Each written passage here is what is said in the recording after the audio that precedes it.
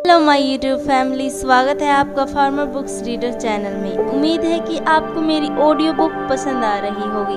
अगर आपने मेरे चैनल को सब्सक्राइब नहीं किया है तो प्लीज़ सब्सक्राइब कर दें, बेल आइकन को प्रेस कर दें और ऑल नोटिफिकेशन को सेलेक्ट कर दें ताकि हर आने वाली वीडियोस के अपडेट आपके पास तुरंत पहुंच सके। वीडियोस को लाइक ज़रूर कर देना। आज हम बात करने वाले हैं अध्याय नंबर 2 की। इससे पहले हम देखते हैं कि डॉक्टर एड कोकिन क्या कहते हैं। रिच डैड पुअर डैड अमीरी का शॉर्टकट नहीं बताती, यह सिखाती है कि आप पैसे की समझ कैसे विकसित करें, किस तरह अपनी पैसे की जिम्मेदारी निभाएं और इसके बाद किस तरह अमीर बनें। अगर आप अपनी आर्थिक प्रतिभा को जगाना चाहते हैं तो इसे ज़रूर पढ़ें। सबक 1। अमीर लोग पैसे के लिए काम नहीं करते। डैडी, क्या आप मुझे बता सकते हैं कि अमीर कैसे बना जाए? यह सुनते ही मेरे डैडी ने अपना शाम का अखबार नीचे रख दिया। बेटे, तुम अमीर क्यों बनना चाहते हो? क्योंकि आज जिम्मी की मम्मी अपनी नई कैडिलैक कार में आई और वे लोग पिकनिक पर अपने समुंदर तट वाले घर पर जा रहे थे। जिम्मी अपने साथ अपने 3 दोस्तों को ले गया, परंतु माइक और मुझे नहीं ले गया। उसने हमसे यह कहा कि वह हमें इसलिए नहीं ले जाएगा क्योंकि हम लोग गरीब बच्चे थे। उसने ऐसा कहा? डैडी ने अविश्वास से पूछा। हाँ, बिल्कुल ऐसा, मैंने दर्द भरी आवाज़ में कहा। डैडी ने अपना सिर हिलाया, नाक तक चश्मे को चढ़ाया और फिर अखबार पढ़ने लगे। मैं उनके जवाब का इंतज़ार करता रहा। यह 1956 की बात है। तब मैं 9 साल का था। किस्मत की बात थी कि मैं उसी पब्लिक स्कूल में जाता था जिसमें अमीर लोग के बच्चे पढ़ते थे। हम शुगर प्लांटेशन के कस्बे में रहते थे। प्लांटेशन के मैनेजर और कस्बे के बाकी अमीर लोग जैसे डॉक्टर, बिजनेसमैन और बैंकर अपने बच्चों को पहली क्लास से 6ठी क्लास तक इसी स्कूल में भेजते थे। 6ठी क्लास के बाद बच्चों को प्राइवेट स्कूलों में भेजा जाता था। अगर मेरा परिवार सड़क के दूसरे छोर पर रह रहा होता तो मुझे अलग तरह के स्कूल में भेजा जाता जहां मेरे जैसे परिवार के बच्चे पढ़ते थे। 6ठी क्लास के बाद इन बच्चों की तरह मैंने भी पब्लिक, इंटरमीडिएट और हाई स्कूल किया, क्योंकि उनकी ही तरह मेरे लिए भी प्राइवेट स्कूल में जाना संभव नहीं था। मेरे डैडी ने आखिर अखबार को रख दिया। मुझे पता था कि वे क्या सोच रहे थे। उन्होंने धीमे से शुरुआत की। अगर तुम अमीर बनना चाहते हो तो तुम्हें पैसे बनाना सीखना चाहिए। मैंने पूछा, मैं पैसे बनाना किस तरह सीख सकता हूँ? अपने दिमाग के इस्तेमाल से, उन्होंने मुस्कुराते हुए कहा, जिसका असली मतलब यह था, बस मैं तुम्हें इतना ही बता सकता हूँ, या मैं इसका जवाब नहीं जानता, इसलिए मुझे तंग मत करो। एक साझेदारी हुई। अगली सुबह मैंने अपने सबसे अच्छे दोस्त माइक को अपने डैडी की बातें बताई। जहाँ तक मुझे याद है, उस स्कूल में मैं और माइक ही 2 गरीब बच्चे थे। माइक भी मेरी तरह ही था, क्योंकि वह भी किस्मत की वजह से ही उस स्कूल में था। ऐसा लगता था जैसे किसी ने कस्बे में स्कूलों की सरहदें तय कर दी थी और इसी कारण हम लोग अमीर बच्चों के स्कूल में पढ़ रहे थे। सच कहा जाए तो हम लोग गरीब नहीं थे, परंतु हमें ऐसा लगता था क्योंकि बाकी सभी बच्चों के पास नए बेसबॉल ग्लव्स, नई साइकिलें और हर चीज़ नई होती थी। मम्मी और डैडी ने हमें ज़रूरत की सभी चीज़ें दी थी, जैसे खाना, घर, कपड़े, लेकिन इससे ज़्यादा कुछ भी नहीं। मेरे डैडी कहा करते थे, अगर तुम्हें कोई चीज़ चाहिए तो उसके लिए काम करो। हमें बहुत सी चीज़ें चाहिए थी, लेकिन 9 साल के बच्चों के करने के लिए ज़्यादा काम मौजूद नहीं थे। माइक ने पूछा, तो पैसा कमाने के लिए हमें क्या करना चाहिए? मैं नहीं जानता, मैंने कहा, लेकिन क्या तुम इस काम में मेरे पार्टनर बनना चाहोगे? वह राज़ी हो गया और उसी शनिवार वह माइक मेरा पहला बिजनेस पार्टनर बन गया। हम दोनों पूरी सुबह यही सोचते रहे कि पैसा किस तरह कमाया जाए। कभी कभार हम उन बेफिक्र बच्चों के बारे में बात करते रहे जो जिम्मी के समुंदर तट वाले घर पर मज़े कर रहे होंगे। इससे थोड़ी चोट पहुंचती थी, परंतु यह चोट अच्छी थी क्योंकि इसने हमें यह सोचने के लिए प्रेरित किया कि पैसा कैसे कमाया जाए। आखिरकार उस दोपहर को हमारे दिमाग में बिजली कूद गई। यह एक ऐसा विचार था जो माइक ने किसी विज्ञान की किताब में पढ़ा था। रोमांचित होकर हमने अपने हाथ मिलाए और पार्टनरशिप के पास अब एक बिजनेस था। अगले कुछ हफ्तों तक मैं और माइक आसपास के इलाकों में दौड़ भाग करते रहे।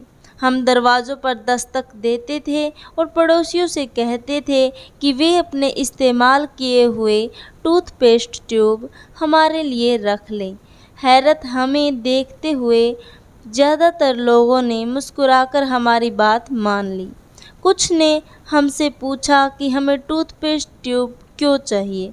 इसके जवाब में हमने कहा, हम आपको यह नहीं बता सकते, यह एक बिजनेस सीक्रेट है। सप्ताह गुजरते गए और मेरी माँ बहुत दुखी हो गई। अपने कच्चे माल को इकट्ठा करने के लिए हमने जो जगह चुनी थी वह उनकी वॉशिंग मशीन के ठीक पास थी। एक बूरे कार्डबोर्ड के डिब्बे में, जिसमें कभी केचप की बोतलें रखी रहती थी, हमारे इस्तेमाल किए हुए टूथपेस्ट ट्यूब्स की संख्या बढ़ने लगी। आखिर एक दिन माँ के सब्र का बांध टूट गया। पड़ोसियों के मुड़े तुड़े और इस्तेमाल किए हुए टूथपेस्ट ट्यूब को देखते देखते वो उब गई थी। उन्होंने पूछा, तुम लोग क्या कर रहे हो? और मैं यह नहीं सुनना चाहती कि यह एक बिजनेस सीक्रेट है। इस कचरे को साफ कर दो या मैं इसे उठाकर बाहर फेंक देती हूँ। माइक और मैंने उनके हाथ पैर जोड़े और उन्हें यह बताया कि जल्दी ही हमारा कच्चा माल पर्याप्त जमा हो जाएगा और फिर हम उत्पादन शुरू कर देंगे।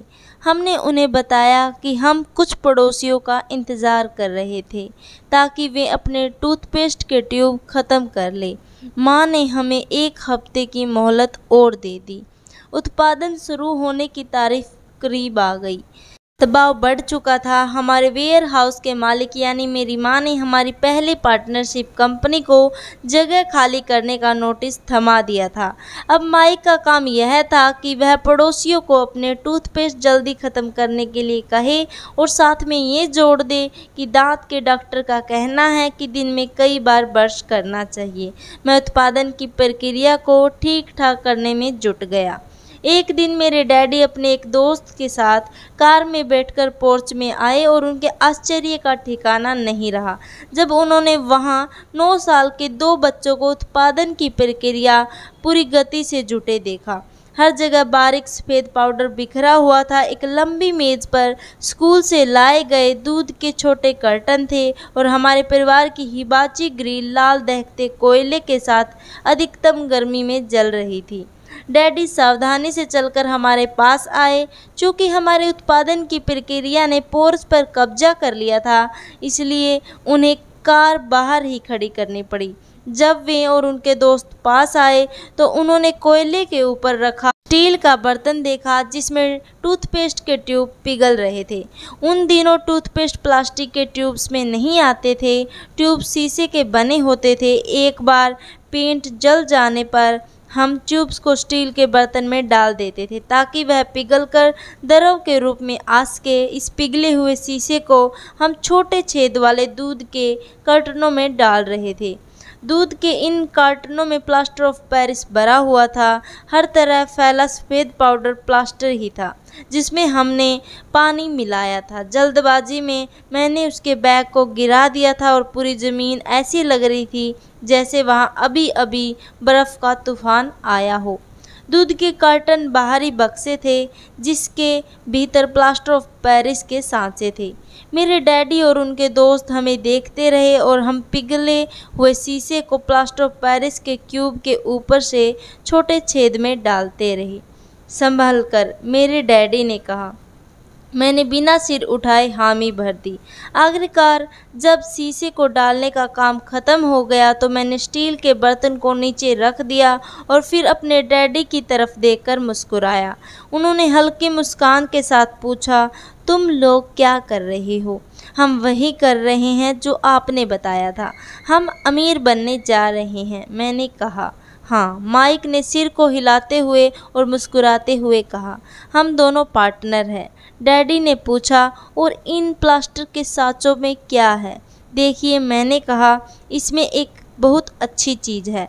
छोटे हिथौड़े से मैंने सील को ठोका जिससे बाहरी खोल टूट गया। सावधानी से मैंने ऊपर के आधे प्लास्टर को हटाया।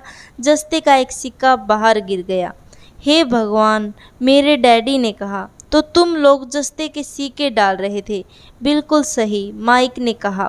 हम वही कर रहे थे जैसा आपने हमसे कहा था। हम पैसे बना रहे थे। मेरे डैडी के दोस्त ज़ोर से हंसने लगे। मेरे डैडी भी मुस्कुराए और उन्होंने अपना सिर हिलाया। उनके सामने आग और टूथपेस्ट की ट्यूब्स के बक्से, साथ सफ़ेद धूल में लिपटे हुए दो बच्चे खड़े थे जो इस कान से उस कान तक खुलकर मुस्कुरा रहे थे। उन्होंने हमसे कहा कि हम सब कुछ छोड़कर उनके साथ चलें और घर के सामने वाली सीढ़ी पर बैठे। मुस्कुराते हुए उन्होंने हम जालसाजी शब्द का मतलब समझाया। हमारे सामने सपने धराशायी हो गए थे। तो आपका मतलब है कि यह गैर कानूनी है? माइक ने कांपती हुई आवाज़ में पूछा। छोड़ो भी, डैडी के दोस्त ने कहा। हो सकता है कि बच्चे अपनी जन्मजात प्रतिभा को विकसित कर रहे हो। मेरे डैडी उन्हें घूरते रहे। हाँ, यह गैर कानूनी है, डैडी ने नरमी से कहा, परंतु तुम लोगों ने यह साबित कर दिया है कि तुम में बहुत ज़्यादा रचनात्मक और मौलिक विचार है। इसी तरह आगे बढ़ते रहो, मुझे तुम पर गर्व है। निराश होकर माइक और मैं तकरीबन 20 मिनट तक चुपचाप अपना सिर पकड़कर बैठे रहे। इसके बाद हमने सारा अटाला साफ कर दिया और पहले ही दिन हमारा बिजनेस चौपट हो गया था। पाउडर साफ करते हुए मैंने माइक की ओर देखा और कहा, मुझे लगता है कि जिम्मी और उसके दोस्त ठीक कहते हैं, हम सचमुच गरीब हैं। जब मैंने यह कहा तब डैडी बस जाने वाले थे। बच्चों, उन्होंने कहा, तुम गरीब तभी कहलाओगे जब तुम लोग हार मान लोगे। सबसे महत्वपूर्ण चीज़ यह है कि तुमने कुछ किया। ज़्यादातर लोग केवल अमीर बनने के बारे में बातें करते रहते हैं और उसके सपने देखते रहते हैं। तुमने कुछ किया है, मुझे तुम दोनों पर गर्व है। मैं एक बार फिर से यही कहूँगा, आगे बढ़े चलो, हार मत मानो। माइक और मैं खामोश खड़े रहे। ये शब्द सुनने में अच्छे थे, परंतु हमें यह पता नहीं था कि हमें क्या करना चाहिए। तो ऐसा क्यों है डैडी कि आप अमीर नहीं हैं? मैंने पूछा। क्योंकि मैंने एक स्कूल टीचर बनने का फ़ैसला किया था। स्कूल के टीचर अमीर बनने के बारे में नहीं सोचते, हम सिर्फ पढ़ाना पसंद करते हैं। काश कि मैं तुम लोगों की मदद कर सकता, परंतु हकीकत में मैं यह नहीं जानता कि दौलत कैसे कमाई जाती है। माइक और मैं पलटे और अपने सफाई अभियान में जुट गए। डैडी ने कहा, अगर तुम लोग यह सीखना ही चाहते हो कि अमीर कैसे बना जाता है तो मुझसे मत पूछो। माइक, तुम अपने डैडी से यह सवाल पूछो। मेरे डैडी? माइक ने हैरानी से कहा। हाँ, तुम्हारे डैडी। मेरे डैडी ने मुस्कुराकर दोहराया। तुम्हारे डैडी और मेरा बैंकर एक ही है और वह तुम्हारे डैडी की बहुत तारीफ़ करता है। उसने मुझे कई बार यह बताया कि पैसा बनाने में तुम्हारे डैडी का कोई जवाब नहीं। मेरे डैडी? माइक ने एक बार फिर हैरानी से पूछा। फिर ऐसा क्यों कि स्कूल के अमीर बच्चों की तरह हमारे पास शानदार कार और आलीशान बंगला नहीं है? शानदार कार और आलीशान बंगले के होने का यह मतलब नहीं होता कि आप निश्चित रूप से अमीर हैं या आप पैसा बनाने की कला जानते हैं, डैडी ने जवाब दिया। जिम्मी के डैडी शुगर प्लांटेशन में काम करते हैं। उनमें और मुझ में ज़्यादा फ़र्क नहीं है। वे एक कंपनी के लिए काम करते हैं और मैं सरकार के लिए। कंपनी उन्हें कार खरीद कर दे देती है। इस समय शक्कर की कंपनी आर्थिक संकट में फंसी हुई है और जिमी के डैडी के पास जल्दी ही कुछ नहीं बचेगा। तुम्हारे डैडी अलग है माइक, ऐसा लगता है कि वे एक साम्राज्य बनाने जा रहे हैं और मेरा अंदाज़ा है कि कुछ ही सालों में अमीर बन जाएंगे। यह सुनकर माइक और मैं एक बार फिर रोमांचित हो गई। नए उत्साह से हमने अपने डूबे हुए व्यवसाय के कचरे को साफ करना शुरू कर दिया। जब हम सफाई कर रहे थे तो हमने यह भी योजना बना ली कि कब और कैसे माइक के डैडी से बात की जाए। समस्या यह थी कि माइक के डैडी बहुत ज़्यादा काम करते थे और देर रात तक घर नहीं लौटते थे। माइक के डैडी के पास कई warehouse, construction company, stores की श्रृंखलाएं और 3 रेस्तरां थे। रेस्तराओं के कारण ही उन्हें घर लौटने में देर हो जाती थी। सफाई खत्म करने के बाद माइक बस पकड़कर अपने घर चला गया। वह अपने डैडी से बात करने वाला था, चाहे वह कितनी ही देर से घर लौटे। उनसे पूछने वाला था कि क्या वे हमें अमीर बनने की तरकीब सिखाने के लिए तैयार है। माइक ने मुझसे वादा किया कि जैसे ही वह अपने डैडी से बात कर लेगा वह मुझे फ़ोन करेगा, चाहे कितनी ही देर क्यों ना हो जाए। फ़ोन रात को 8:30 बजे आया। ओके, अगले शनिवार, मैंने कहा और फ़ोन रख दिया। माइक के डैडी माइक और मुझसे मिलने के लिए तैयार हो गए थे। शनिवार की सुबह 7:30 बजे मैंने शहर के दूसरे हिस्से में जाने के लिए बस पकड़ी और सबक शुरू हुए। मैं तुम्हें 1 घंटे के 10 सेंट दूंगा। 1956 की तनख्वाह के हिसाब से भी 10 सेंट प्रति घंटे का वेतन कम था। माइकल और मैं सुबह 8 बजे उसके डैडी से मिले। वे पहले से ही व्यस्त थे और उनके पास 1 घंटे से भी ज़्यादा का काम मौजूद था। जब मैं उनके साधारण और छोटे साफ घर के सामने पहुंचा तो मैंने देखा कि उनका कंस्ट्रक्शन सुपरवाइज़र अपने पिकअप ट्रंक में वहां से जा रहा था। माइक मुझे दरवाजे पर ही मिल गया। डैडी अभी फ़ोन पर है और उन्होंने कहा है कि हम लोग पीछे के पोर्च में उनका इंतज़ार करें, माइक ने दरवाज़ा खोलते हुए कहा। जब मैंने उस पुराने घर की दहलीज के अंदर कदम रखा तो लकड़ी के पुराने फर्श की चरमराहट सुनाई दी। दरवाजे के भीतर सस्ती सी चटाई थी। चटाई वहां इसलिए रखी थी ताकि फर्श पर पड़े अनगिनत कदमों के निशानों को छुपाया जा सके। हालांकि वह साफ थी, पर यह स्पष्ट दिखता है कि उसे बदल देना चाहिए। जब मैं संकरे लिविंग रूम में घुसा तो मेरा दम घुटने लगा। वहाँ पुराने फर्नीचर की बू आ रही थी। निश्चित रूप से उस फर्नीचर को संग्रहालय में होना चाहिए था। सोफे पर 2 महिलाएं बैठी थी जिनकी उम्र मेरी माँ से थोड़ी ज़्यादा होगी। महिलाओं के सामने एक पुरुष मजदूरों के कपड़ों में बैठा हुआ था। उसने खाकी पैंट और खाकी शर्ट पहन रखा था। हालांकि कपड़े साफ और प्रेस किए हुए थे, परंतु उनमें स्टार्च नहीं किया गया था। आदमी की उम्र मेरे डैडी से लगभग 10 साल ज़्यादा होगी, शायद 45 साल। जब मैं और माइक उनके पास से गुजरते हुए किचन की तरफ गए जहाँ से पोर्च का रास्ता था तो वे मुस्कुराए। मैं भी जवाब में शर्माकर मुस्कुरा दिया। ये लोग कौन हैं? मैंने पूछा। अरे, ये लोग डैडी के लिए काम करते हैं। बूढ़ा व्यक्ति उनके वेयर हाउसों को संभालता है और महिलाएं रेस्तराओं की मैनेजर हैं। और तुमने उस कंस्ट्रक्शन सुपरवाइज़र को तो देखा ही होगा जो यहाँ से 50 मील दूर तक सड़क परियोजना पर काम कर रहा है। उनका दूसरा सुपरवाइज़र जो बहुत से घर बना रहा है वह तुम्हारे आने के पहले ही जा चुका है। क्या ऐसा हमेशा ही होता है? मैंने पूछा।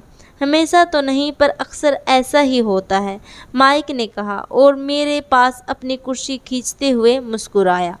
मैंने उनसे पूछा था कि क्या वे हमें पैसा बनाना सिखाएंगे। माइक ने मुझसे बताया। अच्छा, और उन्होंने इसका क्या जवाब दिया? मैंने सावधानीपूर्वक उत्सुकता से पूछा। पहले तो उनके चेहरे पर हंसी आई, फिर कुछ सोचकर उन्होंने कहा कि वे हमारे सामने एक ऑफ़र रखेंगे। अच्छा, मैंने कहा। अपनी कुर्सी की पीठ दीवार से टिका ली। मैं वहाँ कुर्सी के पिछले 2 पैरों के सहारे टिक कर बैठा रहा। माइक ने भी ऐसा ही किया। क्या तुम्हें पता है कि वे कौन सा ऑफ़र देने वाले हैं?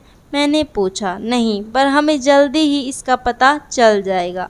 अचानक माइक के डैडी उस पुराने दरवाजे से घुसकर पोर्च में दाखिल हुए।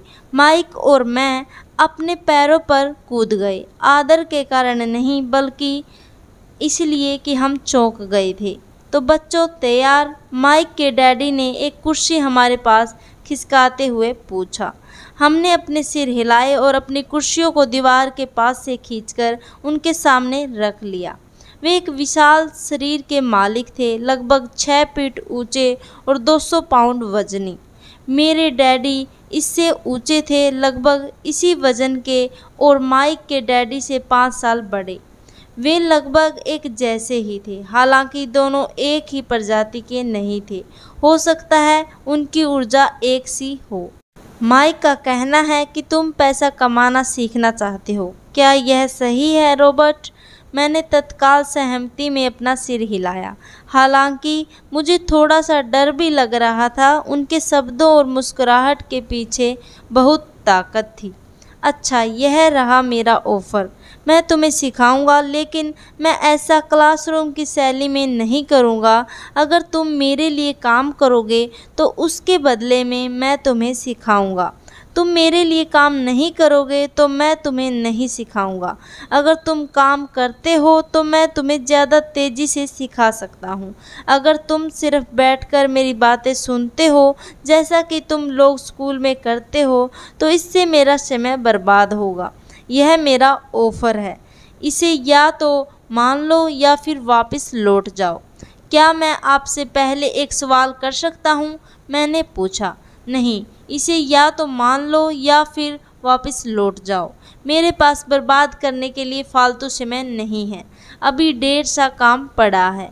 अगर तुम में तत्काल फैसला करने की अक्षमता नहीं है तो तुम कभी पैसा कमा नहीं पाओगे। मौके आते और चले जाते हैं, इसलिए तत्काल निर्णय लेने की अक्षमता एक महत्वपूर्ण कला है। तुमने जैसा चाहा था वैसा एक मौका तुम्हारे सामने मौजूद है।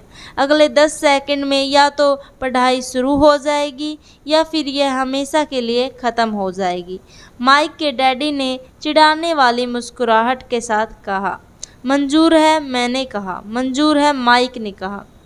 बहुत बढ़िया, माइक के डैडी ने कहा। 10 मिनट में मिसेज मार्टिन आ जाएगी। उनसे बातें करने के बाद मैं तुम्हें उनके साथ भेज दूंगा और तुम लोगों का काम शुरू हो जाएगा। मैं तुम्हें हर घंटे के 10 सेंट दूंगा और तुम हर शनिवार 3 घंटे काम करोगे।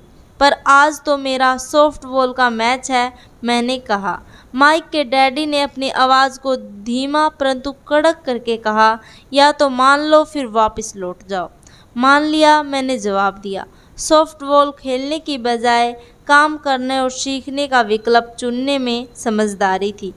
30 सेंट बाद शनिवार की खुशनुमा सुबह 9 बजे माइक और मैं मिसेज मार्टिन के साथ काम कर रहे थे। वे एक दयालु और धैर्यवान महिला थी। वे हमेशा कहा करती थी कि माइक और मुझे देखकर उन्हें अपने दोनों बच्चों की याद आ जाती है, जो अब बड़े हो गए थे तथा दूर चले गए थे। हालांकि वे दयालु थी, परंतु वे कड़ी मेहनत में विश्वास करती थी और इसलिए वो हमें हमेशा काम में जुटाए रखती थी। वे बहुत कड़क मैनेजर थी। हम 3 घंटे तक डिब्बा बंद सामानों को शेल्फ से उतारते रहे, उनकी धूल साफ करते रहे और फिर उन्हें करीने से जमाते रहे। यह बड़ी मेहनत का काम था और बोरियत भरा भी। माइक के डैडी को मैं अपना अमीर डैडी कहता हूँ। उनके पास इस तरह के 9 सुपरटेट्स थे, जहाँ पार्किंग के लिए बहुत सी जगह थी। वे 7 से 11 कन्वीनियंस स्टोर के शुरुआती संस्करण थे। पड़ोस के जनरल स्टोर जहां लोग दूध, ब्रेड, बटर और सिगरेट जैसी चीज़ें खरीदते हैं। समस्या यह थी कि हवाई में एयर कंडीशनिंग नहीं थी और गर्मी के कारण स्टोर्स अपना दरवाज़ा बंद नहीं कर सकते थे। स्टोर के दोनों ओर दरवाज़ों को पूरा खुला रखा जाता था ताकि सड़क और पार्किंग की जगह सामने दिखती रहे। जब भी कोई कार पार्किंग में आती थी तो उसके साथ धूल का गुबार भी आता था जो स्टोर में घुसकर डिब्बों में जम जाता था। इसलिए हम लोगों की नौकरी तभी तक चलती जब तक कि एयर कंडीशनिंग नहीं हो जाती। 3 हफ्तों तक माइक और मिसेज मार्टिन के पास जाकर 3 घंटे तक काम करते रहे।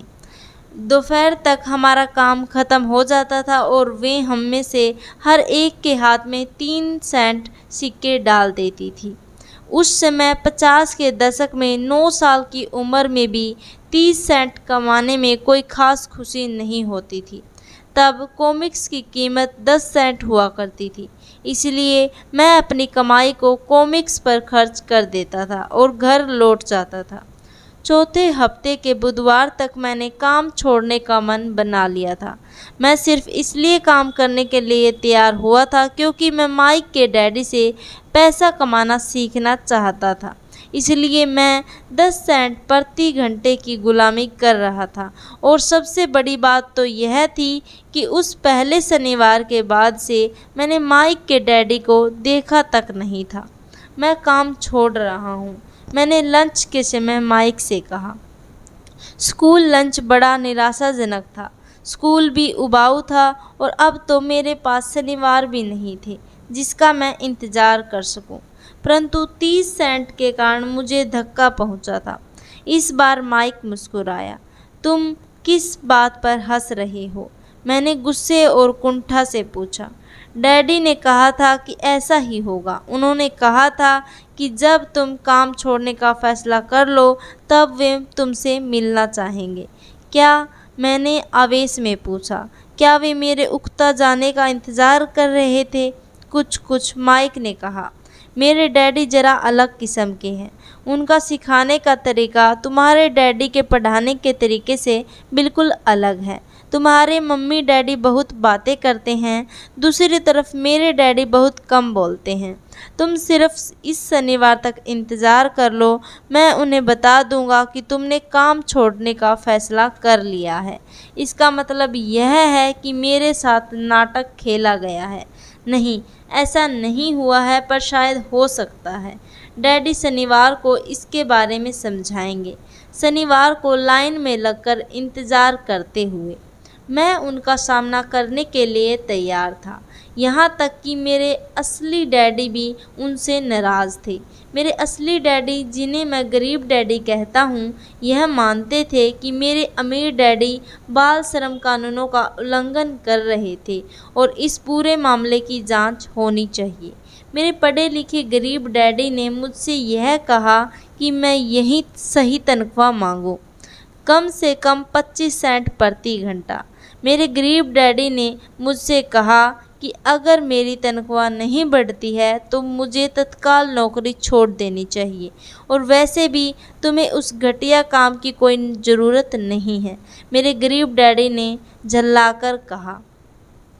शनिवार को सुबह 8 बजे मैं एक बार फिर माइक के घर के उसी पुराने दरवाजे के अंदर घुस रहा था। कुर्सी पर बैठो, लाइन में इंतज़ार करो, माइक के डैडी ने मेरे घुसते ही कहा।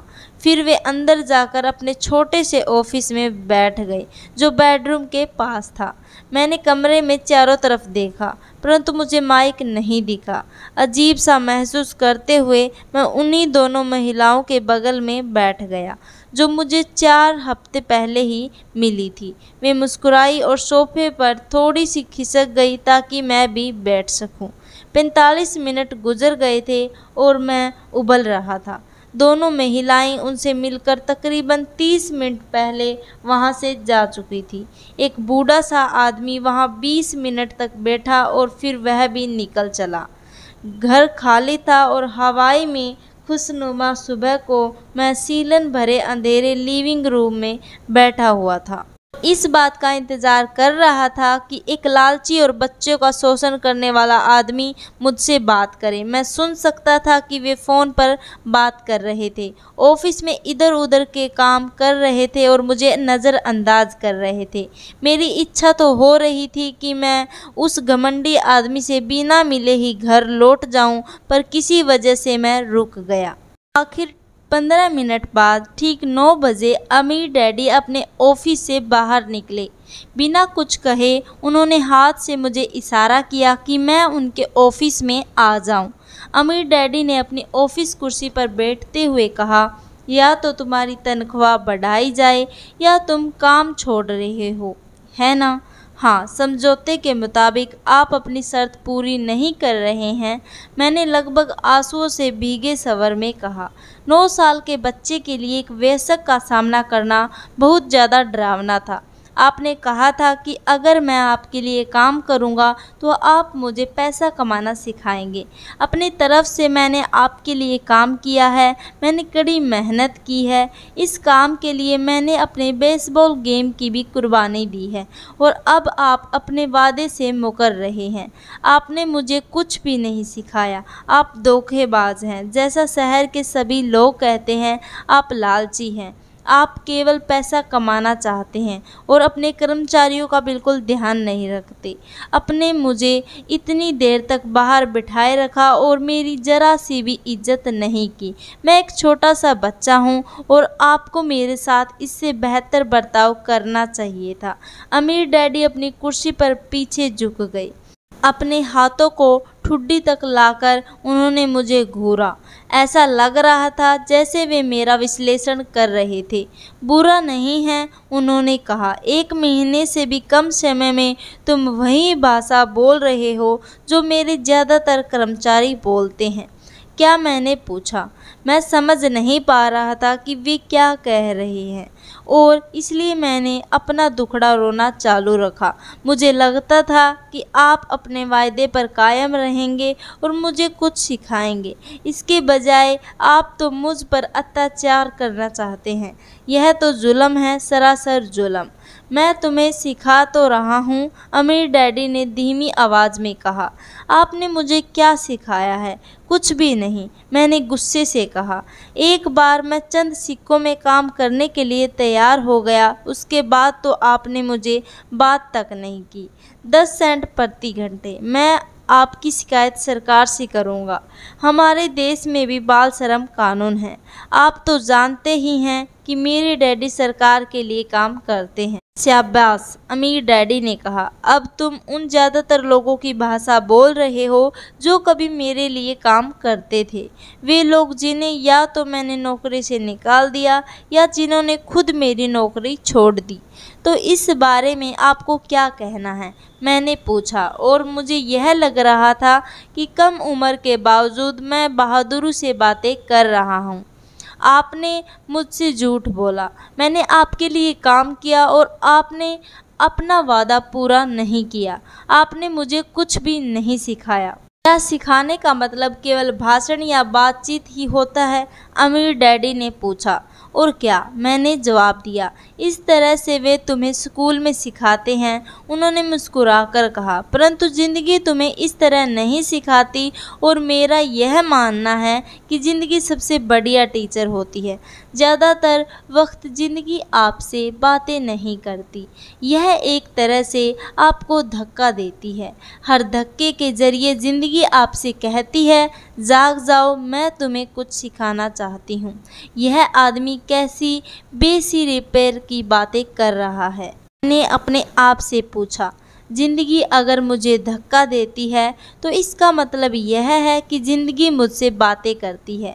अब मैं जान चुका था कि मुझे यह काम तत्काल छोड़ देना चाहिए।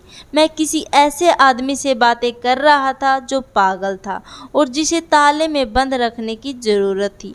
अगर तुम ज़िंदगी के सबक सीखते हो तो इससे तुम्हें बहुत फ़ायदा होगा। अगर तुम ऐसा नहीं करते हो तो ज़िंदगी तुम्हें लगातार धक्के देती रहेगी।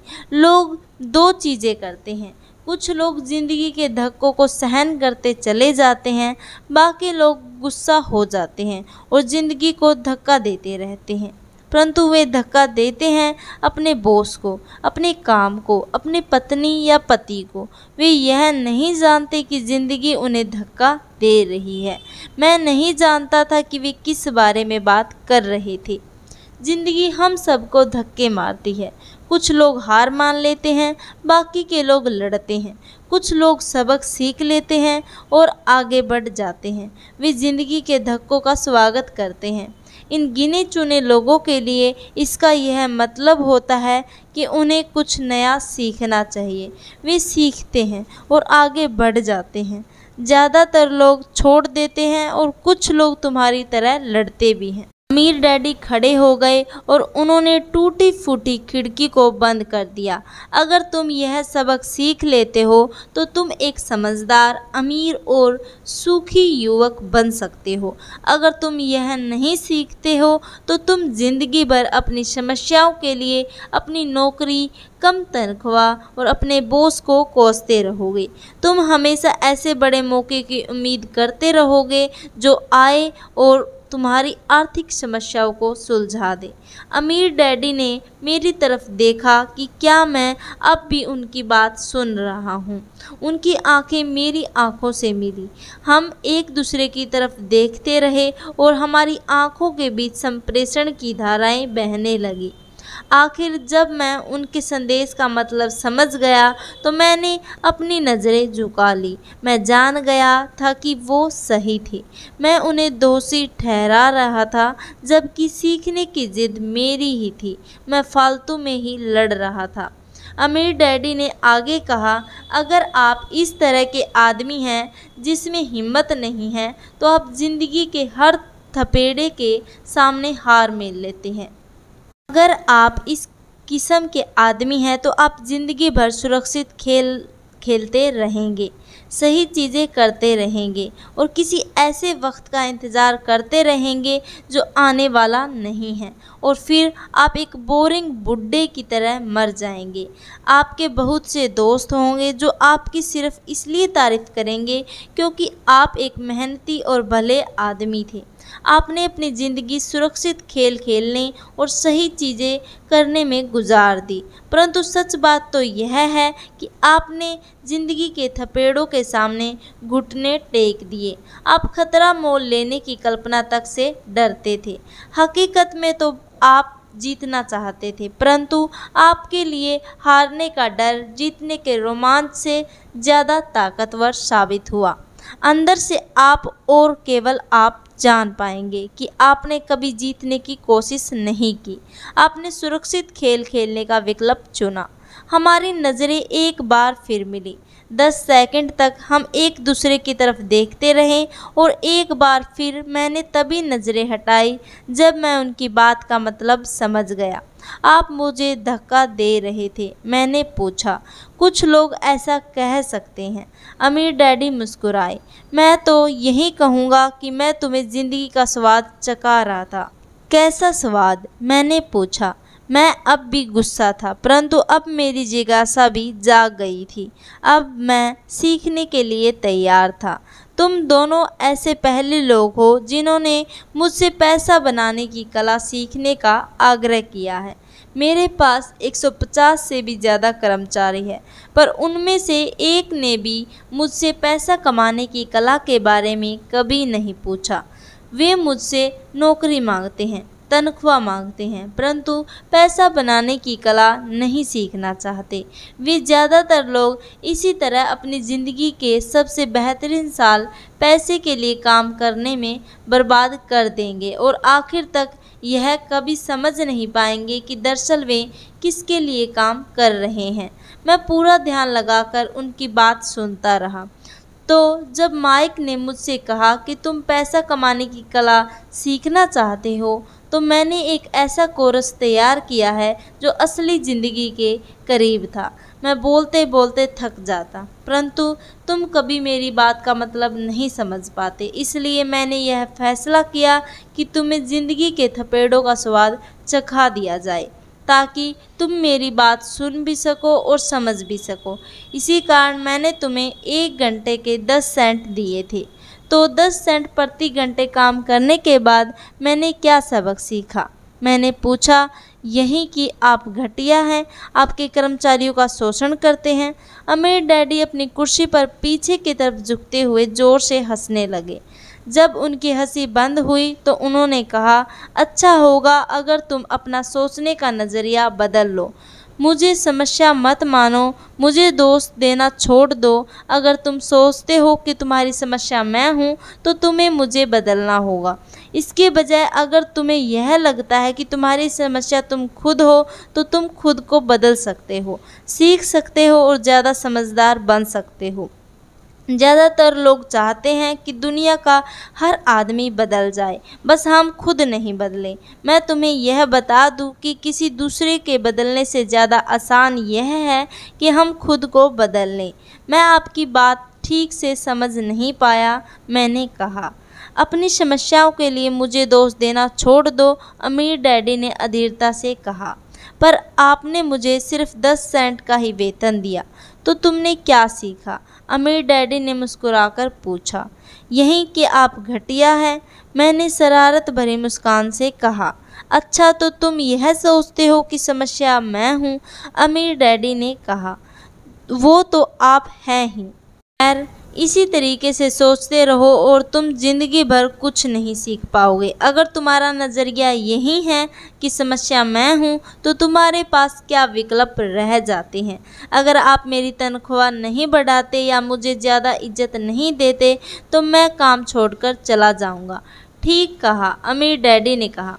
और ज़्यादातर लोग यही करते हैं, वे काम छोड़कर चले जाते हैं और दूसरी नौकरी की तलाश करते हैं जहां उन्हें बेहतर मौके और ज़्यादा अच्छी तनख्वाह मिले।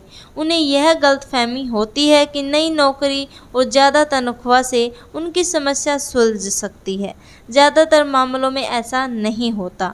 तो समस्या किस तरह सुलझ सकती है? मैंने पूछा, 10 सेंट प्रति घंटे के हिसाब से तनख्वाह लेकर मुस्कुराते हुए। अमीर डैडी मुस्कुराए। यही बाकी लोग करते हैं। वे यह जानते हुए कि कम तनख्वाह में काम करते हैं क्योंकि नौकरी छूट जाने पर उनका और उनके परिवार का पेट कैसे भरेगा, इसलिए मन मसोकर वे नौकरी करते हैं और यह सोचकर तनख्वाह बढ़ने का इंतज़ार करते हैं कि ज़्यादा पैसा आने से समस्या सुलझ जाएगी। ज़्यादातर लोग ऐसा ही सोचते हैं और कड़ी मेहनत करते हुए दूसरी नौकरी भी कर लेते हैं, परंतु उसमें भी उन्हें तनख्वाह कम ही मिलती है। मैं फर्श को घूरता रहा। अब मैं अमीर डैडी के सबक को समझने लगा था। मुझे यह एहसास हो गया था कि यह ज़िंदगी का स्वाद है। आखिरकार मैंने ऊपर की ओर देखा और अपना सवाल दोहराया, तो फिर यह समस्या किस तरह सुलझेगी? इस सवाल के जवाब में अमीर डैडी ने मुझे बेकीमती नज़रिया दिया जो उन्हें अपने कर्मचारियों और मेरे गरीब डैडी से अलग करता था और जिसकी बदौलत वे हवाई के सबसे अमीर आदमी बनने वाले थे, जबकि मेरे पढ़े लिखे गरीब डैडी जिंदगी भर पैसे की तंगी से जूझने वाले थे। यह एक अद्भुत नज़रिया था जिसने मेरी ज़िंदगी का नक्शा ही बदल दिया। अमीर डैडी ने बार बार मुझे यह नज़रिया याद दिलाया जिसे मैं पहला सबक कहूँगा।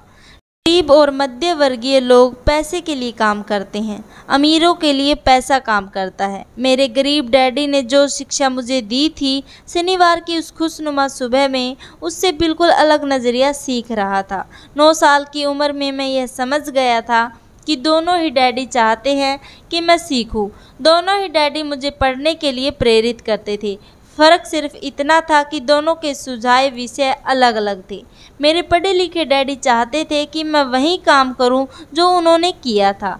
बेटे, मैं चाहता हूं कि तुम मेहनत से पढ़ो, अच्छे नंबर लाओ ताकि तुम्हें किसी बड़ी कंपनी में सुरक्षित नौकरी मिल सके और यह अच्छी तरह देख लो कि इसमें बहुत से दूसरे लाभ हो। मेरे अमीर डैडी चाहते थे कि मैं यह सीखूं कि पैसा कैसे काम करता है ताकि इससे अपने लिए काम करवा सकूं। यह सबक मुझे जीवन भर उनके मार्गदर्शन में सीखना था, यह न कि किसी क्लासरूम में। मेरे अमीर डैडी ने मेरा पहला सबक जारी रखा। मैं खुश हूँ कि तुम 10 सेंट प्रति घंटे के हिसाब से काम करने पर गुस्सा हो गए। अगर तुम गुस्सा नहीं हुए होते और तुम ऐसा खुशी खुशी करते रहते तो तुमसे साफ कह देता कि मैं तुम्हें नहीं सिखा सकता। यह जान लो कि सच्ची शिक्षा में ऊर्जा, प्रबल भावना और ज़बरदस्त इच्छा की ज़रूरत होती है।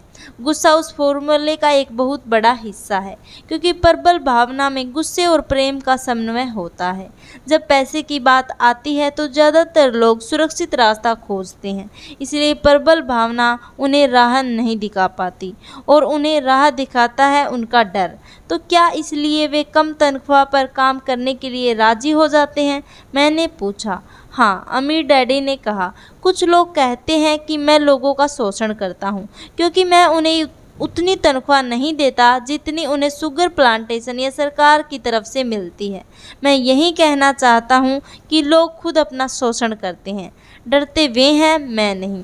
पर क्या आपको नहीं लगता कि आपको उन्हें ज़्यादा तनख्वाह देनी चाहिए? मैंने पूछा। मुझे ज़्यादा देने की ज़रूरत नहीं है। इसके अलावा ज़्यादा पैसा मिलने से उनकी समस्या नहीं सुलझेगी। अपने डैडी को ही देख लो, वे बहुत सा पैसा कमाते हैं और फिर भी वे अपने बिलों का भुगतान नहीं कर पाते। दुनिया में ऐसे बहुत से लोग हैं जिन्हें अगर ज़्यादा पैसा मिल जाए तो वे ज़्यादा कर्ज में डूब जाएंगे। तो इसी कारण आपने मुझे 10 सेंट प्रति घंटे की तनख्वाह दी। मैंने मुस्कुराते हुए कहा। यह सबक का हिस्सा था। बिल्कुल सही, अमीर डैडी ने मुस्कुराकर कहा। देखो, तुम्हारे डैडी स्कूल गए और उन्होंने बहुत बढ़िया शिक्षा इसलिए हासिल की ताकि उन्हें अच्छी तनख्वाह वाली नौकरी मिल सके, जो तुम्हें मिल गई। परंतु उनके पास आज भी पैसे की तंगी है। ऐसा इसलिए क्योंकि उन्होंने स्कूल में पैसों के बारे में कुछ नहीं सीखा, और सबसे बड़ी बात यह है कि वे पैसे के लिए काम करने में भरोसा करते हैं और आप नहीं करते। मैंने पूछा। नहीं, सच पूछा जाए तो नहीं, अमीर डैडी ने कहा। अगर तुम पैसे के लिए काम करना सीखना चाहते हो तो स्कूल में ही रहो। यह सीखने के लिए उससे बढ़िया जगह कोई नहीं। परंतु अगर तुम यह सीखना चाहते हो कि पैसा तुम्हारे लिए किस तरह काम करे, तो यह मैं तुम्हें सिखा सकता हूँ, परंतु तभी जब तुम यह सीखना चाहो। क्या हर कोई यह नहीं सीखना चाहता? मैंने पूछा। नहीं, अमीर डैडी ने कहा। सिर्फ इसलिए क्योंकि पैसे के लिए काम करना ज़्यादा आसान है, खासकर तब जब पैसे के बारे में आपकी मूल भावना डर हो। मैं समझ नहीं पाया। मैंने त्योरिया चढ़ाकर कहा। उसकी चिंता फ़िलहाल मत करो। अपनी इतना ही समझ लो कि डर के कारण ही ज़्यादातर लोग अपनी नौकरी कर रहे हैं।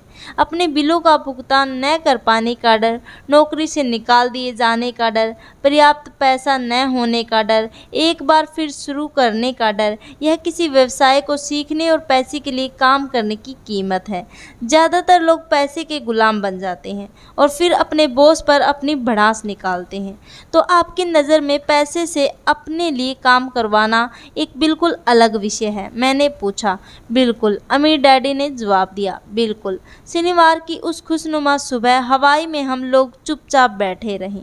मेरे दोस्त उस समय लिटिल लीग बेसबॉल गेम शुरू कर ही रहे होंगे, पर किसी वजह से मैं खुश था कि मैंने 10 सेंट प्रति घंटे के हिसाब से काम करने का फैसला किया था।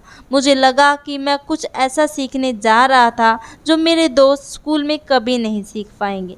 सीखने के लिए तैयार? अमीर डैडी ने पूछा। बिल्कुल, मेरे दांत निकाल कर कहा।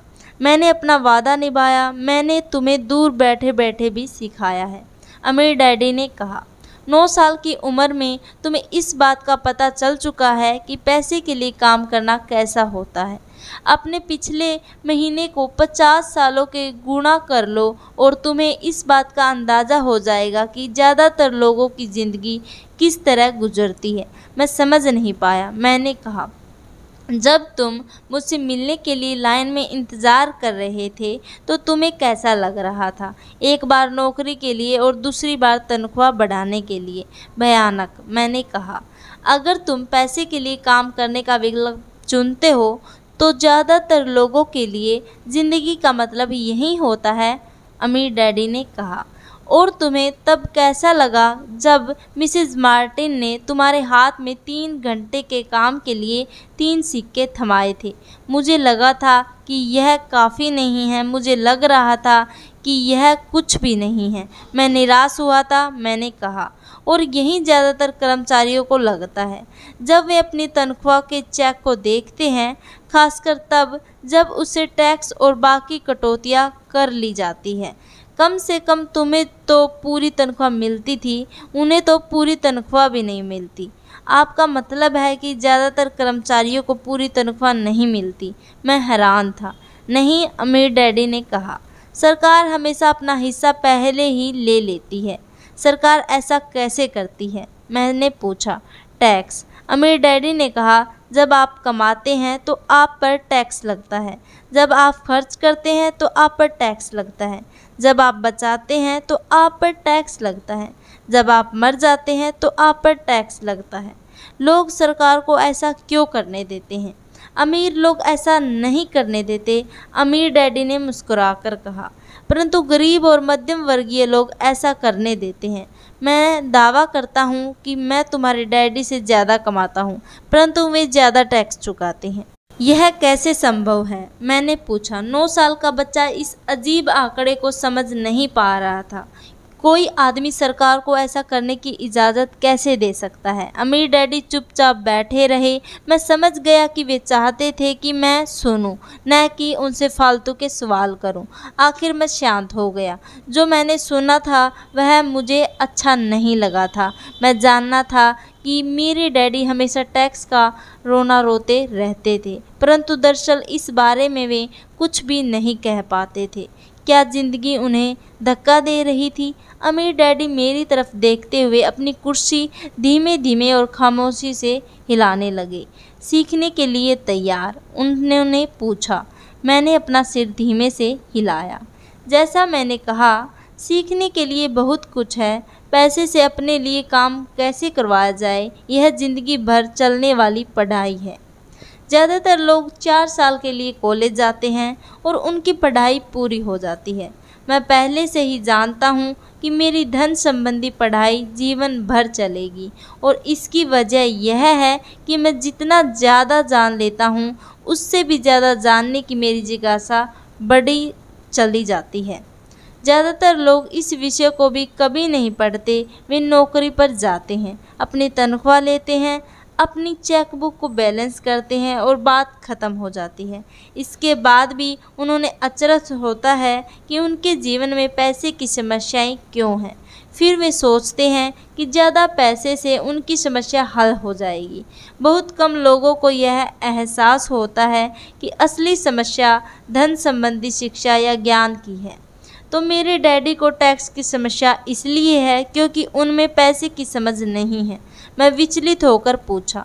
देखो, अमीर डैडी ने कहा, पैसे से अपने लिए कैसे काम करवाया जाए, टैक्स तो उस शिक्षा का सिर्फ एक हिस्सा है। आज तो मैं सिर्फ यह देखना चाहता था कि तुम में अब भी पैसे के बारे में सीखने की प्रबल इच्छा बची है या नहीं। ज़्यादातर लोगों में सीखने की प्रबल इच्छा नहीं होती। वे स्कूल जाना चाहते हैं, कोई व्यवसाय सीखना चाहते हैं, अपनी नौकरी में मज़े करना चाहते हैं और ढेर सारा पैसा कमाना चाहते हैं।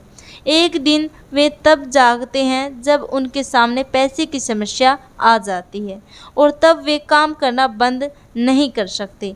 पैसे के लिए काम करने की यही कीमत होती है, और उन्हें यह कीमत चुकानी पड़ती है। अगर वे पैसे से अपने लिए काम करवाना सीख लेते हैं तो उनके सामने यह समस्या कभी नहीं आती। तो तुम में अब भी सीखने की, जानने की जिज्ञासा है? अमीर डैडी ने पूछा। मैंने हामी में सिर हिलाया। अच्छा, अमीर डैडी ने कहा, अब काम पर वापस जाओ, और इस बार मैं तुम्हें बिल्कुल तनख्वाह नहीं दूंगा। क्या? मैंने हैरान होकर पूछा। तुमने सही सुना, तनख्वाह बंद। तुम हर शनिवार 3 घंटे उसी तरह काम करोगे, परंतु इस बार तुम्हें 10 सेंट प्रति घंटे के हिसाब से नहीं, बल्कि तुम्ही ने तो कहा था कि तुम पैसे के लिए काम करना सीखना चाहते हो, इसलिए मैं तुम्हें बदले में कुछ नहीं दूंगा। मुझे अपने सुने हुए शब्दों पर भरोसा नहीं हो रहा था। मैंने माइक से पहले ही बात कर ली। वह पहले से ही काम कर रहा है, मुफ्त में डब्बों की सफाई कर रहा है और उन्हें करीने में जमा रहा है। अब तुम भी जल्दी से जाकर काम में जुट जाओ। यह ठीक नहीं है, मैं चिल्लाया। आपको कुछ न कुछ तनख्वाह तो देनी चाहिए। तुमने कहा था कि तुम सीखना चाहते हो। अगर तुम इस बात को अभी नहीं सीख पाओगे तो तुम भी उन्हीं 2 महिलाओं और बूढ़े आदमी की तरह बन जाओगे जो मेरे लिविंग रूम में बैठे थे। ये लोग पैसे के लिए काम करते हैं और डरते हैं कि मैं उन्हें नौकरी से न निकाल दूं। या तुम अपने डैडी की तरह बन जाओगे जो पैसा तो बहुत कमाते हैं परंतु गले तक कर्ज में डूबे रहते हैं। शायद उन्हें यह उम्मीद रहती है कि ज़्यादा पैसे से उनकी समस्या सुलझ जाएगी।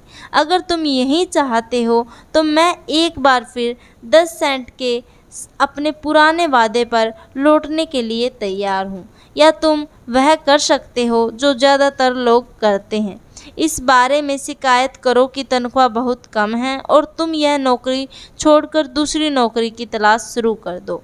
मेरी समझ में नहीं आ रहा है कि मैं क्या करूं, मैंने पूछा। अमीर डैडी ने अपने सिर पर उंगली रखी। इसका इस्तेमाल करो, उन्होंने कहा। अगर तुम इसका सही इस्तेमाल करोगे तो तुम मुझे जल्द ही इस बात के लिए धन्यवाद दोगे कि मैंने तुम्हें मौका दिया और एक दिन तुम बहुत अमीर आदमी बन जाओगे। मैं वहाँ यह सोचते हुए खड़ा था कि मुझे कितना घटिया विकल्प दिया जा रहा है। मैं यहाँ अपनी तनख्वाह बढ़ाने आया था और अब मुझे मुफ्त में काम करने के लिए कहा जा रहा है। अमीर डैडी ने एक बार फिर अपनी उंगली को सिर पर रखा और कहा, इसका इस्तेमाल करो, अब यहाँ से जाओ और अपने काम में जुट जाओ। सबक नंबर 1, अमीर लोग पैसे के लिए काम नहीं करते। मैंने अपने गरीब डैडी को यह नहीं बताया कि अब मैं मुफ्त में काम कर रहा हूँ। उन्हें यह समझ में नहीं आता। मैं उन्हें इसकी वजह ठीक से इसलिए नहीं समझा सकता था क्योंकि मैं खुद भी इसे ठीक से नहीं समझ पाया था। अगले 3 हफ्ते माइक और मैं 3 घंटे तक हर शनिवार को काम करते रहे, मुफ्त में। काम बहुत परेशानी वाला नहीं था और वक्त गुजरने के साथ साथ यह ज़्यादा आसान होता जा रहा था। मुझे अफसोस था तो अपने छूटे हुए बेसबॉल गेम्स और कॉमिक्स का। अब मैं उनका मज़ा नहीं ले सकता था। तीसरे हफ्ते दोपहर में अमीर डैडी आए। हमने उनके ट्रंक के पार्किंग में आने की आवाज़ सुनी। वे स्टोर में घुसे और उन्होंने मिसेज मार्टिन को गले लगाकर अभिवादन किया। स्टोर में क्या चल रहा है यह जानने के बाद वे आइसक्रीम फ्रीज़र के पास गए। उसमें से 2 आइसक्रीम निकाली, उनका दाम चुकाया और इसके बाद मेरी और माइक की तरफ इशारा करके कहा, चलो घूमने चलते हैं। हम सड़क के पार गए, कुछ कारों को चकमा दिया और एक बड़े घास के मैदान में टहलने लगे जहां कुछ वयस्क सॉफ्टबॉल खेल रहे थे। दूर की पिकनिक टेबल पर बैठकर उन्होंने माइक और मुझे आइसक्रीम दी। कैसा चल रहा है? बढ़िया, माइक ने कहा। मैंने सहमति में सिर हिलाया। कुछ और सीखा? अमीर डैडी ने पूछा। माइक और मैंने एक दूसरे की तरफ देखा, अपने कंधे उचकाए और अपने सिर को ना में एक साथ हिलाया। जिंदगी के सबसे बड़े जाल से बचना। अच्छा यह होगा कि तुम बचपन से ही यह सोचना शुरू कर दो। तुम अब ज़िंदगी के सबसे बड़े सबक को देख रहे हो। अगर तुम इस सबक को सीख लेते हो तो तुम बहुत ज़्यादा आज़ादी और सुरक्षा भरी ज़िंदगी का सुख ले सकते हो। अगर तुम यह सबक नहीं सीख पाते हो तो तुम भी मिसेज मार्टिन और इस पार्क में खेल रहे ज़्यादातर लोगों की तरह बन जाओगे। वे बहुत ज़्यादा मेहनत करते हैं परंतु उसके बदले में उन्हें बहुत कम पैसे मिलते हैं। वे नौकरी की सुरक्षा के मोह में फंसे रहते हैं। हर साल मिलने वाली 3 हफ्ते की छुट्टियों और 45 साल तक काम करते रहने के बाद मिलने वाली थोड़ी सी पेंशन का सपना देखते रहते हैं।